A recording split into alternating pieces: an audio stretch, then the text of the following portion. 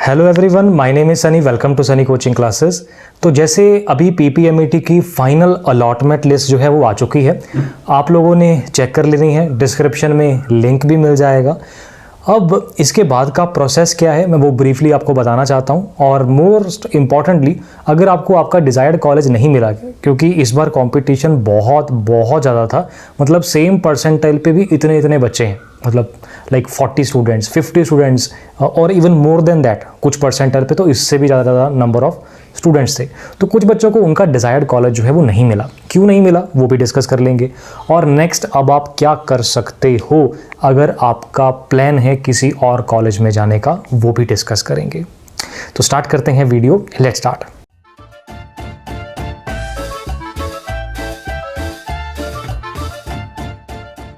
Video and तक जरूर देखना, आपके बहुत काम आएगी, क्योंकि जो कॉमन क्वेरीज हैं वो सारी इसमें मैंने आंसर कर दी हैं रिगार्डिंग काउंसलिंग एंड एडमिशन। एक छोटा सा काम आपको भी करना है, आपको नीचे कमेंट में बताना है आपको कौन सा कॉलेज एलोकेट हुआ है एंड आप कौन से कॉलेज में जाना चाहते हो। मतलब सेम कॉलेज ही एलोकेट हो गया जिसमें आप जाना चाहते हो, या एलोकेट कोई और हुआ है, जाना किसी और में था।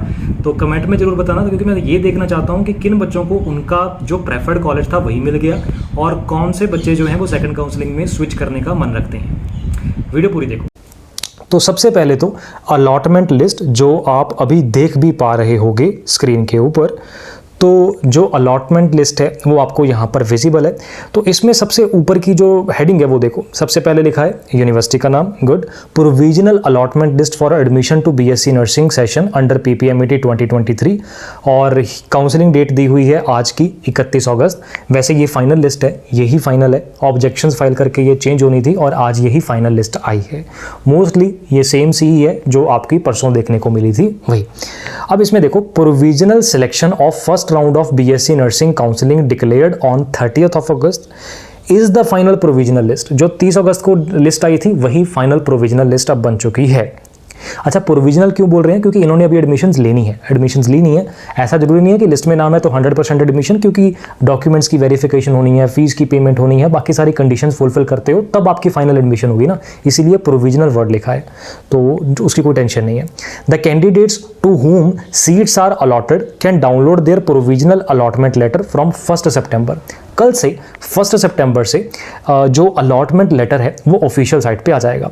जहाँ पे ऑफिशियल साइट से आपने ये लिस्ट डाउनलोड करी है, या फिर जहाँ से आपने एडमिट कार्ड डाउनलोड करा था या चॉइस फिलिंग करी थी, वहीं पे अलॉटमेंट लेटर आ जाएगा।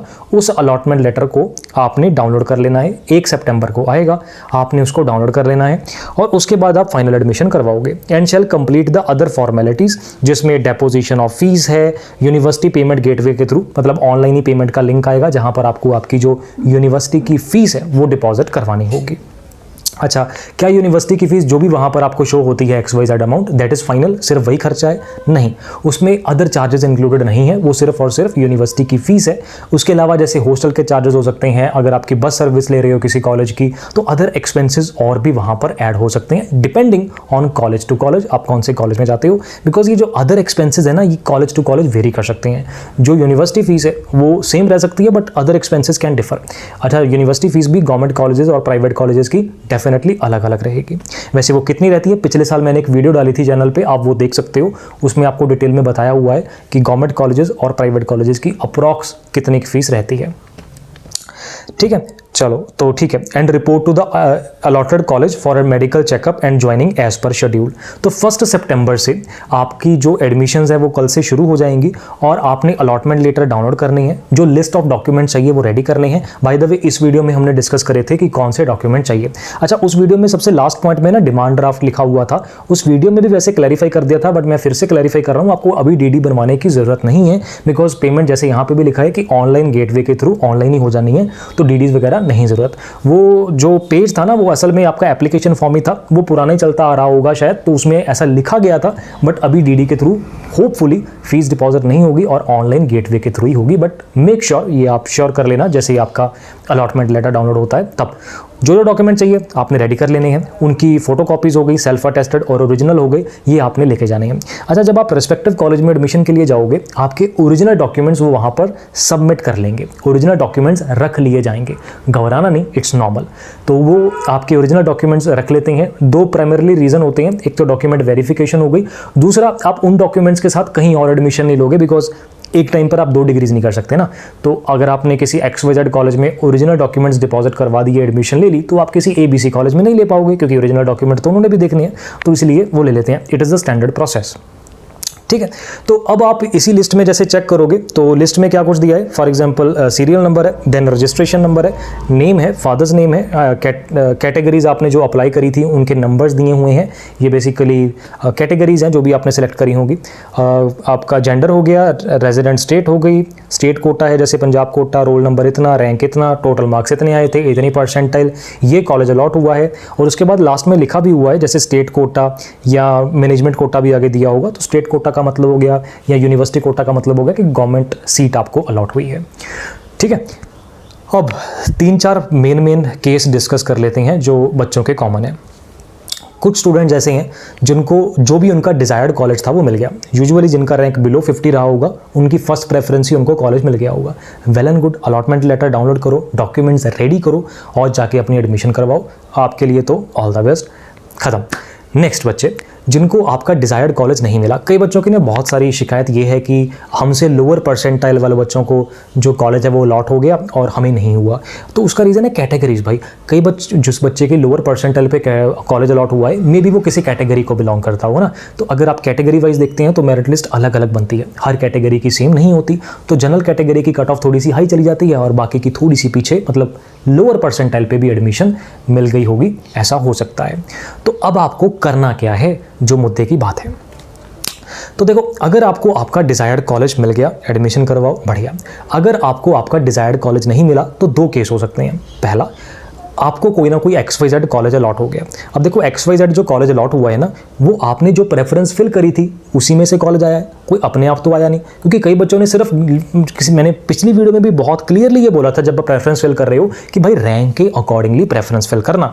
क्योंकि मैंने उस वीडियो में बताया था कि इतने रैंक तक आपको गवर्नमेंट कॉलेज में मिल सकती है, इतने तक आपको बाकी के कॉलेज कंसिडर करने चाहिए। तो कई बच्चों ने ये मिस्टेक करी कि सिर्फ गवर्नमेंट कॉलेज ही फिल कर दिया। रैंक था 700, 800 या उससे भी बड़े बड़े रैंक थे कई बच्चों और उन्होंने सिर्फ गवर्नमेंट कॉलेज अप्लाई कर दिया। अब उसमें भी मैंने जैसे मेरे स्टूडेंट्स के साथ तो मैंने प्राइवेट सेशन भी रखे हुए थे, उसमें भी मैंने क्लियरली ये बात बोली थी कि आपको थोड़े से प्राइवेट कॉलेजेस या प्राइवेट कॉलेज में गवर्नमेंट सीट्स ये भी इंक्लूड करने चाहिए। बिकॉज प्रेफरेंस में ना आपको लिमिट नहीं दी थी कि आपने 3 ही सिलेक्ट करने हैं, 5 ही करने हैं। तो you can select any number of colleges, तो आपको मैक्सिमम कर लेने चाहिए थे। पर जो हुआ सो हुआ। Let's come to the point. अगर आपको कोई भी XYZ कॉलेज अलॉट हुआ है, दैट मीन्स वो आपकी प्रेफरेंस लिस्ट में था। तो जब आपने प्रेफरेंस लिस्ट में उस कॉलेज को रखा तो कुछ तो सोच के रखा होगा ना कि अगर इस कॉलेज में एडमिशन मिली तो मैं कर लूंगी, या उसमें नहीं मिली तो चलो इसमें मिली तो भी कर लूंगी। तो आपको उसमें नहीं मिली, अब इसमें मिली है तो इसमें एडमिशन करवा लेनी चाहिए, आई विल सजेस्ट। ठीक है, अब नेक्स्ट पॉइंट ये आ जाता है कि अगर आपको आपका मतलब कॉलेज शो ही नहीं हो रहा, मतलब कोई भी कॉलेज आपको अलॉट हुआ ही नहीं, मतलब आपका लिस्ट में नाम ही नहीं है, अगर तो क्या करें? वेट करें सेकंड काउंसलिंग की। ये फर्स्ट काउंसलिंग की जब एडमिशन्स खत्म हो जाएंगी, कोई एग्जैक्ट डेट नहीं है कि सेकंड काउंसलिंग कब स्टार्ट होगी। आई एम अज्यूमिंग कि ये 10 सितंबर के आसपास हो सकती है, but I am not sure. हो सकता है उससे पहले हो जाए, हो सकता है उससे भी लेट हो, अभी तक कोई भी डेट नहीं है। फर्स्ट राउंड ऑफ काउंसलिंग के बाद कितनी वेकेंट सीट्स बचती हैं उसके अकॉर्डिंगली सेकंड काउंसलिंग जो है वो होती है। अगर आपका लिस्ट में नाम ही नहीं है, मतलब अगर आपको कोई कॉलेज ही अलॉट नहीं हुआ, सेकंड राउंड ऑफ काउंसलिंग के लिए वेट कीजिए। फर्स्ट राउंड ऑफ काउंसलिंग के बाद वेकेंट सीट का मैट्रिक्स आएगा कि किस कॉलेज में कितनी सीट्स वेकेंट है, उसके अकॉर्डिंगली पता चलेगा भाई कि कौन से कॉलेज आपको सिलेक्ट करने चाहिए, कौन से में मिल सकती है। बिकॉज अभी पता नहीं है ना कि किस कॉलेज में कितनी सीट्स बचेंगी। बिकॉज इन दिस लिस्ट या अकॉर्डिंग टू दिस लिस्ट सारे कॉलेजेस में जो सीट्स हैं वो एलोकेट कर दी गई हैं। अभी कई बच्चों का क्वेश्चन है कि इनमें अगर सारी सीट्स एलोकेट हो गई तो सेकंड काउंसलिंग में कोई कॉलेज खाली बचेगा भी कि नहीं, मतलब सेकंड काउंसलिंग में सीट्स कैसे वेकेंट होंगी। तो इसमें ना कुछ बच्चों ने, जैसे अभी पीजीआई में बच्चे जा रहे हैं, हमारे कुछ बच्चे भी जैसे पीजीआई में एडमिशन करवा चुके हैं, सही और भी कई बच्चे होंगे जो पीजीआई में एडमिशन करवा लेंगे। जीएमसीएच की काउंसलिंग जैसे अभी स्टार्ट हो जाती है, जीसीईटी की जो हुई थी, तो उसमें एडमिशन करवा लेंगे। तो ऐसे कुछ सीट्स खाली हो जाती हैं और उसकी वजह से आप सेकंड राउंड ऑफ काउंसलिंग में अप्लाई कर पाओगे। और कई बच्चों को अगर उनका डिजायर्ड कॉलेज फर्स्ट काउंसलिंग में नहीं आया, हो सकता है, I am not suggesting that, but कुछ बच्चे उसमें एडमिशन ना करवाएं, तो वो भी सीट खाली रह सकती है। सेकंड काउंसलिंग में आप उनको अप्लाई कर पाओगे।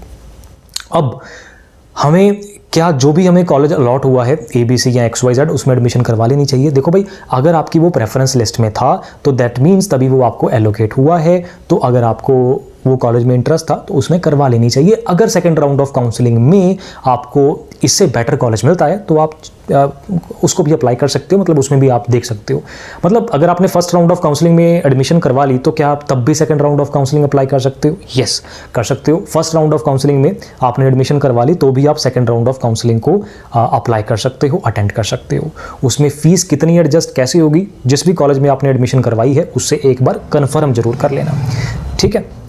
नेक्स्ट एक क्वेश्चन ये आ जाता है, अच्छा सेकंड काउंसलिंग में अगर आप कॉलेज चेंज करने का प्लान रखते हो ऐसा कुछ भी, तो जहाँ पे भी आप अभी कॉलेज में एडमिशन करवाने वाले हो वहाँ से ना सारी डिटेल एक बार कंफर्म कर लेना कि अगर सेकंड काउंसलिंग में हमें कोई और कॉलेज मिलता है तो डॉक्यूमेंट्स हो गई और फीस हो गई, ये दोनों कैसे एडजस्ट होंगे, इस चीज़ की श्योरिटी आप लोगों ने लेनी है। दैट इज़ योर रिस्पॉन्सिबिलिटी, ठीक है।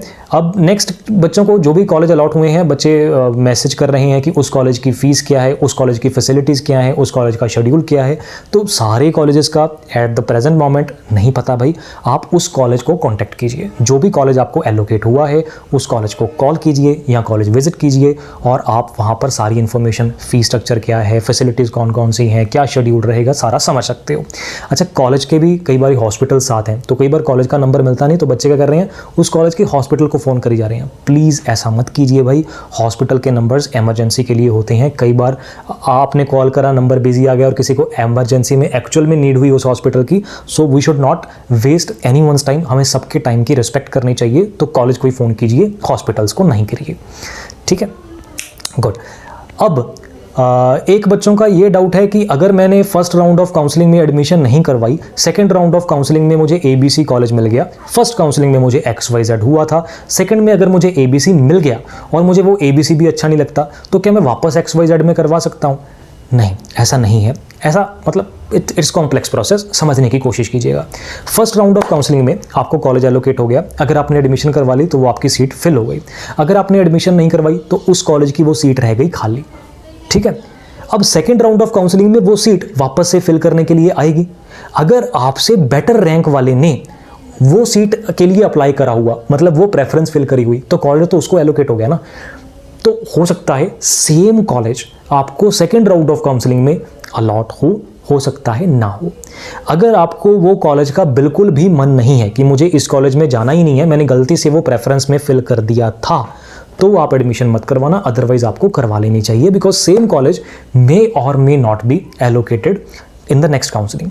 हो सकता है उससे बेटर कॉलेज एलोकेट हो जाए, हो सकता है वो ही सेम वापस एलोकेट हो जाए, हो सकता है उससे नीचे लेवल का हो। We are not sure. वो तो डिपेंड करता है ना कि फर्स्ट काउंसलिंग में कितनी सीट्स जो है वो खाली होती हैं, उसके अकॉर्डिंगली डिपेंड करता है। मैंने मोस्टली जो PPMET के रिगार्डिंग बच्चों के डाउट्स थे वो इस वीडियो के थ्रू क्लियर कर दिए हैं। फिर भी अगर आपका कोई डाउट हो तो आप नीचे कमेंट बॉक्स में पूछ सकते हो। किसी बच्चे का अगर रैंक या परसेंटाइल पीछे है, डिज़ायर्ड कॉलेज में नहीं भी मिली, तो बहुत ज़्यादा हर्ट होने की ज़रूरत नहीं है यार, बहुत ज़्यादा दिल छोटा करने की ज़रूरत नहीं है।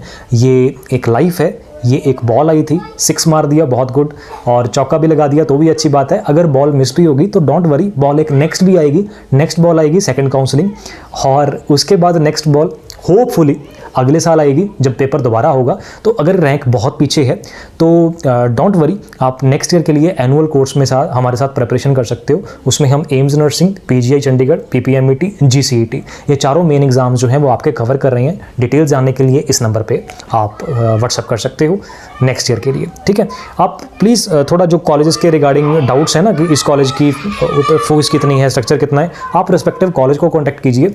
नीचे कमेंट में भी पूछोगे तो मैं नहीं शायद बता पाऊँगा, और मैं इवन आपको उसको कॉल या व्हाट्सएप पे भी नहीं बता पाऊंगा, क्योंकि हर कॉलेज की फैसिलिटीज़ अलग अलग रहती हैं। उनके अकॉर्डिंगली उनके जो अदर एक्सपेंसेस हैं वो अलग अलग रह सकते हैं।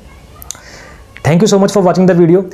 इतनी मेहनत करी है, गर्मी में बैठा हूँ, लाइट नहीं थी आज। लाइक जरूर करके जाना, अपने फ्रेंड्स के साथ शेयर जरूर कीजिएगा क्योंकि उनकी भी हेल्प हो जाए। ऑल द बेस्ट, एंड कोई भी डाउट है नीचे कमेंट में पूछ लेना।